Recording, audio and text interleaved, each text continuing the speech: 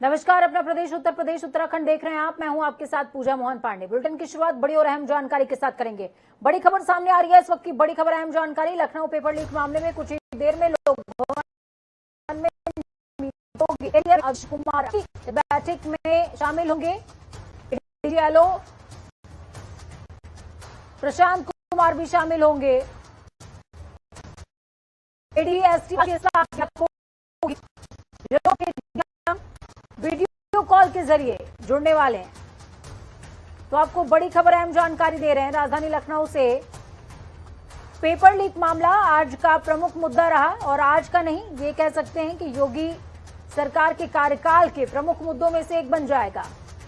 ADG STF Amitabh यश भी इस बैठक में मौजूद होंगे। ADG LO law and order Prashant Kumar,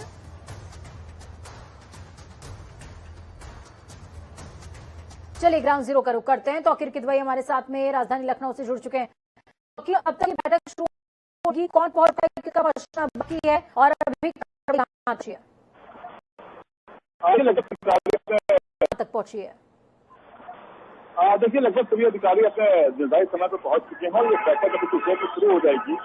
बैठक का लेकिन बैठक से पहले जो तैयारी करके अधिकारी गए हैं, अगर हम उसकी बात कर ले तो फिलहाल एक जो डीआईएस है बलिया से, उनको हिरासत में लिया गया है। इसके साथ ही एक पत्रकार है अजीत ओझा, उनसे भी पूछताछ की जा रही है। तो इन्हीं सब मुद्दों को लेकर अभी मुख्यमंत्री के सामने वो अपना पूरा ब्यौरा रखेंगे कि आखिर ये जो पेपर लीक के तार है ये बलिया से किस तरह से जुड़े हुए हैं। और बलिया में इसके पहले भी सवाल उठे थे एक संस्कृत के पेपर को लेकर। तो फिलहाल अभी इस पूरी मीटिंग के बाद तय हो रहा है, होना बाकी है कि किस तरह कार्रवाई होनी है। फिलहाल जो ब्रजेश मिश्रा की बात की जा रही है, जो डीआईएस है वहाँ के बलिया के, वो सब मुख्य सूत्रधार माने जा रहे हैं इस पूरे पेपर लीक के, क्योंकि पहले भी उन पर आरोप लगे, हरदोई में रहने के दौरान आरोप लगे उनके ऊपर। इसके साथ ही जौनपुर में जब थे तो भी एक फर्जी घोटाले में उनके ऊपर आरोप लग चुका है। तो फिलहाल जो तार है उनको जोड़ा जा रहा है कि इसमें और कौन कौन से आरोपी है, अभी उनको देखा जा रहा है। कई जो पुलिस की टीमें है वो छापेमारी भी कर रही है। तो फिलहाल अभी कुछ घंटों में भी तस्वीर साफ होगी कि इस पूरे जो रैकेट है इसमें कौन कौन शामिल है। बिल्कुल, अभी जानना ये भी जरूरी है कि आखिरकार कौन कौन शामिल है इस पूरे घोटाले में, और बैठक पर सबकी नजर बनी हुई है। तौकीर, विपक्ष भी लगातार हमलावर है। हालांकि कई लोगों को हिरासत में भी लिया गया है, लेकिन ये पेपर लीक कहां से हुआ, क्या इस बात की अभी तक कोई सूचना हमारे पास है? देखिए, सीरीज के जो 2 पेपर लीक हुए हैं उनका जो मुख्य जो गढ़ बताया जा रहा है, ये जो जिला है वो बलिया ही माना जा रहा है। ये बताया जा रहा है कि बलिया से ही वो पेपर लीक हुए हैं और बलिया ही इस वक्त निशाने पे है। बलिया के अधिकारियों से भी पूछताछ हो रही है और बलिया के डीएम भी अभी इस वीडियो कॉन्फ्रेंसिंग में जुड़ने वाले हैं। तो फिलहाल जो बलिया है वो सूत्रधार माना जा रहा है और वहाँ पे डीएस पे कार्रवाई भी हो गई है। अभी देखना ये होगा कि जो वो 2 सीरीज के पेपर है 24 जिलों में किस तरह से नाचे हैं, कैसे अन्य माध्यमों से कैसे उनको बताया गया है और जो छात्र है उनसे कितने रकम में ये पेपर जो सॉल्व पेपर है बेचे गए हैं। तो कहीं ना कहीं खुलासे होने हैं, लेकिन ये तो तय माना जा रहा है कि ये प्रकरण बड़ा होता जा रहा है धीरे धीरे, क्योंकि राजनीति भी शामिल हो चुकी है, राजनीतिक बयानबाजी शुरू हो चुकी है। और पिछले चुनाव में हमने देखा जब 2022 के विधानसभा चुनाव होने थे तो ये जो प्रतियोगी परीक्षाएं थी इनके पेपर लीक को लेकर जो विपक्ष ने काफी बड़ा मुद्दा बनाया था, हंगामा किया था, सड़कों पर भी नजर आए थे और जो प्रतियोगी जो छात्र थे वो भी सड़कों में लाठियां खाते नजर आए थे। तो कहीं ना कहीं जो पेपर लीक का मामला है ये योगी सरकार के साथ जुड़ा रहता है। आपकी पहली बार ऐसा हुआ है कि इंटर की परीक्षा का पेपर लीक हुआ है, तो कहीं ना कहीं विपक्ष इसको पूरी तरह से भुलाने में जुटा हुआ है। तो फिलहाल अभी कुछ घंटों के बाद कार्रवाई जरूर होगी, क्योंकि योगी का जो हंटर है ठीक है, इसलिए भी क्योंकि बिल्कुल। तौकीर, आपके पास वापस मैं लौटूंगी। इस बीच एक और बड़ी खबर, अहम जानकारी। पेपर लीक मामले में बड़ी अपडेट सामने आ रही है। बलिया के डीआईओएस ब्रजेश मिश्रा हिरासत में ले लिए गए हैं। पेपर लीक मामले में आज ही सस्पेंड हुए थे ब्रजेश मिश्रा। बड़ी खबर, अहम जानकारी आपको दे रहे हैं। डीआईओएस ब्रजेश मिश्रा को हिरासत में ले लिया गया है और आज ही सस्पेंशन भी हुआ था। तो ब्रजेश मिश्रा की तस्वीरें आपको दिखा रहे हैं। तौकीर हमारे साथ लगातार जुड़े हुए हैं। तौकीर, हम लगातार कार्रवाई की बात कर रहे हैं। हालांकि विपक्ष लगातार सरकार को घेर रहा है, लेकिन सरकार भी पीछे हटने की कहीं ना कहीं ये कह सकते हैं कि कोशिश में नहीं है। लगातार हर जुगाड़ भिड़ाया जा रहा है कि किसी तरीके से किसने इस पूरी घटना को अंजाम दिया उसको पकड़ा जा सके। डीआईओएस को सस्पेंड किया गया, उसके बाद हिरासत में भी ले लिए गए। तौकीर, आज देखिए जो बलिया के डीआईएस रहे हैं ब्रजेश मिश्रा, ये काफी विवादों में रहे। मैंने आपको बताया भी कि हरदोई में पहले तैनात रहे, तो हरदोई में भी पर्चा लीक की बात आई थी किसी एक पेपर को लेकर। फिर इसके बाद ये जौनपुर में रहे तो वहाँ पे भर्ती घोटाले में इनका नाम आया था। बलिया के ये कद्दावर नेता से इनके करीबी रिश्ते बताए जाते हैं और जो नकल माफिया है वो इनके इर्द गिर्द जरूर नजर आते थे। तो इसलिए सबसे पहला जो निशाना बना है वो ब्रजेश मिश्रा बने हैं और इसीलिए सबसे पहली कार्रवाई ब्रजेश मिश्रा पे हुई है। और इसके बाद एक पत्रकार अजीत ओझा है, उनको भी हिरासत में लिया गया है, उनसे पूछताछ की जा रही है। तो कहीं ना कहीं बड़ा रैकेट है और ये अगर खुलासा होता है पूरी तरह से, अगर इसमें राजनीति शामिल नहीं होती है और पुलिस खुले हाथों से अगर कार्रवाई करती है तो कई बड़े गिरोह सामने आएंगे। क्योंकि कोई उत्तर प्रदेश में कुछ ऐसे गिरोह रहे हैं जो लंबे अरसे से सक्रिय रहे हैं और उनकी भूमिका सभी तरह के पेपर लीक मामलों में नजर आती रही है। तो अगर इसमें राजनीति शामिल नहीं होती तो माना जा रहा है कि बड़ी कार्रवाई होगी और योगी सरकार की तरफ से ये पहली ऐसी कार्रवाई भी देखने को मिलेगी जहां पर ये जो नकल माफिया है ये सलाखों के पीछे बड़ी तादाद में नजर आएंगे। और आज की जो मीटिंग है उसका उद्देश्य भी यही है कि जो पूरे नकल माफिया है इस पूरे रैकेट को जो है ध्वस्त करना है। तो फिलहाल अभी कुछ घंटे बाद अब रात की कार्रवाई बहुत मायने रखेगी, क्योंकि पुलिस की छापेमारी होगी वो देर रात और देखने को मिलेगी। बहुत शुक्रिया तौकीर हमारे साथ जुड़ने के लिए, अहम जानकारी साझा करने के लिए। तो आपको बता दें कि नकल माफिया एक्टिव है और सरकार सुपर एक्टिव है। देखना यह होगा कि आगे इस परीक्षा में कौन निकलता है। खबरों में आगे बढ़ेंगे और बड़ी खबर, अहम जानकारी सामने आ रही है। लखनऊ डिप्टी सीएम ब्रजेश पाठक को 3 विक्रमादित्य मार्ग आवास मिला है। पहले ये बंगला दिनेश शर्मा को मिला हुआ था। ब्रजेश पाठक को स्वास्थ्य एवं मेडिकल एजुकेशन का चार्ज मिला हुआ है। वर्तमान में राजभवन कॉलोनी में उनका आवास है। 2017 में कानून मंत्री के तौर पर आवंटित हुआ था उनको आवास, लेकिन अब आवास में परिवर्तन और वो अब रहेंगे विक्रमादित्य मार्ग पर।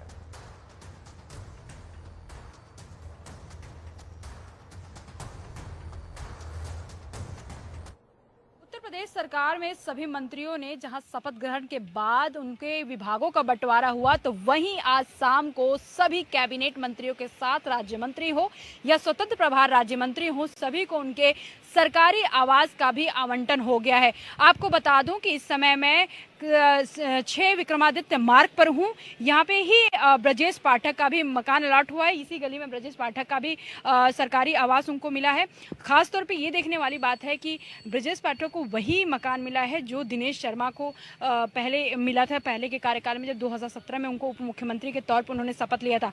जैसे आपने देखा कि दिनेश शर्मा के बाद उनकी जगह पे उप मुख्यमंत्री के तौर पर ब्रजेश पाठक ने शपथ लिया, तो उसके बाद से अब मकान का भी सिलसिला देखा जा रहा है कि उनको मकान भी वही मकान दिया गया है जो दिनेश शर्मा को दिया गया था। हालांकि विभागों के बंटवारे की अगर बात करते हैं तो विभाग में उनको चिकित्सा शिक्षा स्वास्थ्य मंत्री का विभाग मिला है, तो वहीं पे उनको सरकारी आवास भी दिनेश शर्मा का मिला। तो ऐसे में महत्वपूर्ण हो जाता है कि इस समय जो उनका जो सरकारी आवास है, हालांकि वहाँ पे उनका अभी नेम प्लेट नहीं लगाया गया है। नेम प्लेट दिनेश शर्मा का भी वहाँ उस घर पे अभी नहीं है। तो फिलहाल यहाँ पे अभी सिक्योरिटी भी तैनात होगी। तो बताया जा रहा है कि कल ब्रजेश पाठक का जो सामान है वो सब कुछ इस घर में शिफ्ट कर दिया जाएगा। तो फिलहाल दिनेश शर्मा का ये मकान अब ब्रजेश पाठक को मिल चुका है और ब्रजेश पाठक का पूरे सुरक्षा व्यवस्था का भी चाकचौबंद यहाँ पे आपको हमेशा देखने को मिलेगा। तो फिलहाल जितने भी कैबिनेट मंत्री थे, कैबिनेट मंत्री के साथ राज्य मंत्री थे, राज्य मंत्री के साथ जो स्वतंत्र प्रभार राज्य मंत्री थे, सभी को सरकारी आवास आवंटित हुआ है। जहां बेबी रानी मौर्य को हुआ है तो वहीं पर ब्रजेश पाठक को, वहीं केशव प्रसाद मौर्य को, धर्म प्रजापति को, जैसे तमाम जो कैबिनेट मंत्री थे, राज्य मंत्री थे, स्वतंत्र प्रभार राज्य मंत्री, सभी को उनका आज सरकारी आवास आवंटित किया गया है। आपको बता दूं कि यही वो रूट है, यही वो सड़क है जहाँ पे इसके बगल में ही सपा प्रतिपक्ष के कद्दावर नेता अखिलेश यादव का भी मकान है, उनका समाजवादी पार्टी का कार्यालय भी है। राजेश से कहूँगी, राजेश दिखाइए, यही वो सड़क है, यहीं पे तमाम उनके विरोधी दल के जो नेता हैं, यहाँ पे ही शिवपाल यादव का भी मकान है। तो ऐसे में देखने वाली सबसे बड़ी बात जो है कि यहाँ पे तमाम विरोधी दलों का भी इसी विक्रमादित्य में भी मकान है। तो ऐसे में ब्रजेश पाठक को जो घर मिला है वो बहुत महत्वपूर्ण घर मिला है, जो कि दिनेश शर्मा को पहले मिला था। तो ऐसे में देखने वाला बात होगी कि ब्रजेश पाठक इस घर में कब शिफ्ट हुए। ऐसा बताया जा रहा है कि कल ब्रजेश पाठक अपने नए आवास में, जो कि सरकारी आवास उनको अलॉट किया गया, इसमें शिफ्ट हो जाएंगे। सिक्योरिटी भी वहां उनकी आ जाएगी और तमाम उनके जो सामान है वहां पे शिफ्ट हो जाएंगे। तो कल की तस्वीर कुछ अलग होगी और कल ब्रजेश पाठक इसी घर में देखने को मिल सकते हैं। कैमरामैन राजेश के साथ मैं जया सिंह, जनता टीवी, लखनऊ। प्रसपा मुखिया और सपा विधायक शिवपाल सिंह यादव सहित 4 विधायकों ने आज पद और गोपनीयता की शपथ ली है। आपको बता दें कि विधानसभा अध्यक्ष सतीश महाना ने उन्हें शपथ दिलाई। विधानसभा अध्यक्ष ने आज अपने कक्ष में गोरखपुर के कैंपियरगंज से विधायक रहे फतेह बहादुर सिंह, कानपुर के गोविंद नगर से विधायक सुरेंद्र मैथानी, हरदोई की बिलग्राम मल्लावा से विधायक आशीष कुमार सिंह अंशु और इटावा के जसवंत नगर सीट से विधायक शिवपाल सिंह यादव को शपथ दिलाई है। विधानसभा अध्यक्ष ने विधायकों को संविधान, विधानसभा कार्य संचालन नियमावली भी भेंट करी। साथ ही उन्होंने सभी विधायकों को बधाई देते हुए कहा कि वो विधानसभा में एक जागरूक और सफल विधायक के तौर पर कामयाब और यशस्वी हों। विधायक सदन में होने वाले वाद विवाद में हिस्सा लेकर अपने क्षेत्र की जनता के जनहित की समस्याओं के निराकरण में महत्वपूर्ण भूमिका निभाएं।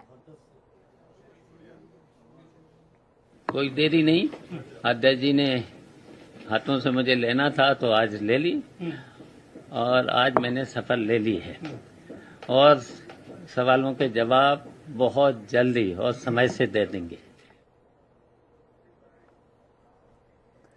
तो खबरों में आगे बढ़ेंगे, बात उत्तराखंड की करेंगे। उत्तराखंड में विधानसभा सत्र चल रहा है और आज दूसरा दिन है। बड़ी खबर, अहम जानकारी सामने आ रही है इस बीच। देहरादून से विधानसभा सत्र का आज दूसरा दिन रहा। सदन के अंदर महंगाई के मुद्दे पर विपक्ष ने हंगामा किया और सिर्फ हंगामा ही नहीं बरपा है बल्कि वॉकआउट तक हो गया है। कांग्रेस विधायकों ने सदन से वॉकआउट कर दिया। महंगाई को लेकर सदन के अंदर कांग्रेस विधायकों का धरना प्रदर्शन भी देखने को मिला है।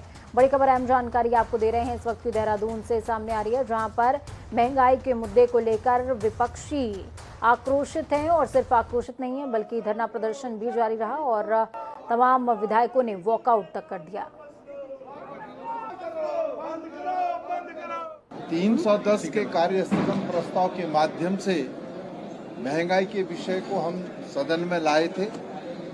अध्यक्षा जी ने कार्यस्थगन के इस प्रस्ताव को नियम 58 के अंतर्गत सुनने का काम किया और तमाम कांग्रेस के साथियों ने प्रदेश और देश में बढ़ती हुई महंगाई पर चिंता व्यक्त की। जैसा कि आपको विदित है कि पिछले 8 दिनों में लगातार पेट्रोल डीजल के दाम बढ़ रहे हैं, गैस के दाम लगातार बढ़ते जा रहे हैं और थोक डीजल को जो है एक साथ 25 रुपया बढ़ाने का काम सरकार ने किया।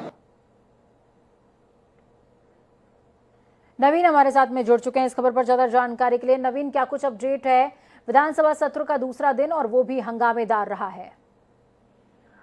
जी, निश्चित तौर पर लगातार विपक्ष जो है वो हावी होता हुआ नजर आ रहा था। आज दूसरा दिन रहा तो कहीं ना कहीं विपक्ष अपनी पूरी रणनीति के तहत आज विधानसभा सत्र में पहुंचा और अपनी बातों को लेकर वह विधानसभा परिसर में भी हंगामा किया। इसके साथ ही विपक्ष की मांग यही थी कि जो महंगाई लगातार बढ़ रही है, महंगाई को लेकर चाहे राज्य सरकार हो या फिर केंद्र सरकार हो, कोई भी सरकारें हैं वह कोई भी अंकुश नहीं लगा पा रही है, इस पर कोई काम नहीं हो रहा है। इसके साथ ही बेरोजगारी का मुद्दा रहा है, स्मार्ट सिटी का मुद्दा रहा है। तो तमाम सारे इन मुद्दों को लेकर लगातार विपक्ष हमलावर हो रहा है। बिल्कुल, और कल भी नवीन जिस दौरान राज्यपाल का अभिभाषण था उस दौरान भी जो विधायिका हैं कांग्रेस पार्टी की, वो अपने दुपट्टे पे स्लोगन लिख करके लाई थी और वो धरने पर सीढ़ियों पर बैठ गई थी और आज वापस से इसी तरीके की चीजें देखने को मिली है। बहुत शुक्रिया नवीन हमारे साथ जुड़ने के लिए, अहम जानकारी साझा करने के लिए।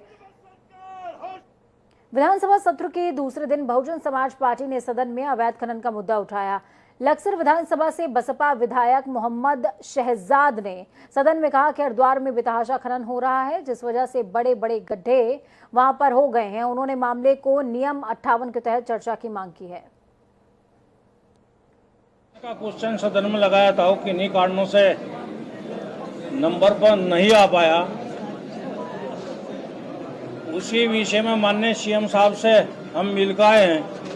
उन्होंने पूरी तरह आश्वासन दिया है और डीएम को भी निर्देशित किया है कि हरिद्वार में अवैध खनन नहीं होगा। उन्होंने निर्देश कर दिए कि खनन बंद हो जाएगा और गुंडागर्दी नहीं चलेगी। जो माफिया है, माफियागर्दी हरिद्वार में नहीं चलेगी। और इसी प्रकार जब जब भी मौका मिलेगा हम माफियागर्दी के खिलाफ बहुजन समाज पार्टी अपनी बात रखती रहेगी।